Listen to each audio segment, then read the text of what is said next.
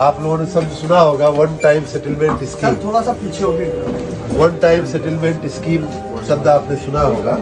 हर साल हम लोग एक बार ले आते हैं, वही योजना है, लेकिन इस बार हम लोगों ने चूंकि बहुत बड़ी राहत हम दे रहे हैं, तो इसका नाम हमने रखा है बिजली बिल राहत योजना 2025।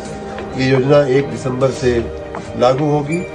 जिसकी सबसे बड़ी बात यह है, पिछली योजनाओं में पहले चरण में हम 100% सरचार्ज की छूट देते थे, अगले चरण में 75 हो जाता था, अगले चरण में 50 हो जाता था। इस बार हमने कहा है कि पूरा 3 महीना 90 दिन जो सरचार्ज की जो छूट है लगभग आधी हो जाती है, तो वो छूट तो हम पूरा 90 दिन 100% देंगे। उसके साथ अगर पहली चरण में कोई रजिस्ट्रेशन करता है तो उसको 25% तक की हम लोग एक मुश्त अगर पेमेंट करता है 25% मूल धन में हम लोग छूट देने का किए हैं। अगले चरण में अगर करता है तो ये राहत थोड़ी घटती 20 हो जाती है, फिर तीसरे में करता है तो 15 हो जाती है। साथ ही ये एक बहुत बड़ी समस्या हमारे छोटे उपभोक्ताओं को थी, जिनका किन्हीं कारणों से पिछले कई सालों तक वो बिल नहीं जमा किए हैं, कभी किसी ने जमा ही नहीं किया है, और वर्तमान में उनके पास बहुत बड़ा बिल बकाया बिल के नाम पे आ गया है।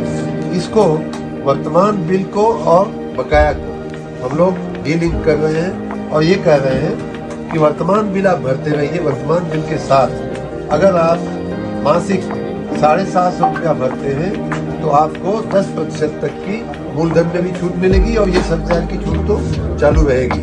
उसी प्रकार अगर 500 रुपया आप भरते हैं तो आपको मूलधन में 5% की हम लोग छूट दे रहे हैं। साथ ही जो मैंने बताया कि औसत बिल से ज़्यादा एकदम असामान्य बढ़ जाता है तो उसका भी प्रावधान हम लोगों ने किया है कि नॉर्मेटिव जो बिल होता है उसका किया जाएगा। एक बात इसमें लिखना रह गया है, वो ये कि जो आपराधिक मामले वाले जो केस है उसमें भी अगर पहले चरण में आदमी भरने को आता है तो उसको 55% तक की छूट मिलेगी, उसके बाद 50% तक की छूट मिलेगी, उसके बाद 45% छूट मिलेगी और उसके बाद फिर तीसरे चरण में तीसरे महीने में 40%।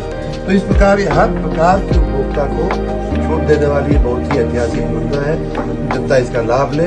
आपके मार्फत मुझे जनता तक संदेश। आपराधिक मामले वाली बात रही, उसमें समन शुल्क वाला है, उसमें भी छूट मिल जाएगी। समन शुल्क सब कुछ जोड़ करके कर निर्धारण शब्द होता है, असेसमेंट राशि जो असेसमेंट राशि असेसमेंट में छूट मिलती है, समन में छूट नहीं मिलती है। एज पर एक्ट उसमें छूट नहीं मिलती है। एक्चुअली आपराधिक मामले वाले वही रहते हैं, समन शुल्क लगा रहता है उन पर। समन शुल्क हमारा होता ही समन शुल्क बहुत छोटा होता है, असेसमेंट ज्यादा होता है, तो असेसमेंट में छूट मिलती है। 200 समन शुल्क जो है वो छोटा सा होता है। असली जो है कर निर्धारण जो होता है